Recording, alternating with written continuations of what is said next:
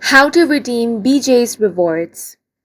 Hi guys, welcome to our channel. Let's begin. In this video, I will guide you step by step on how you can redeem BJ's rewards.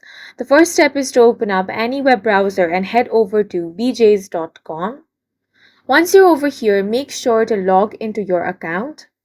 Once you have been logged in, you want to explore the website and find the products that you want to purchase. Then click on the Add to Cart option and then click on Add to Cart again. As soon as you do that, the item will be added to your cart. Now click on this basket icon in order to open up your cart. As you can see over here, you have different details about your item. You have the order summary on the left hand side along with the estimated total. Click on the promotion code option if you have a promo code. Simply enter the code over here. Then click on the apply option. Now, if you have BJ's rewards, then there are many ways to redeem this as well.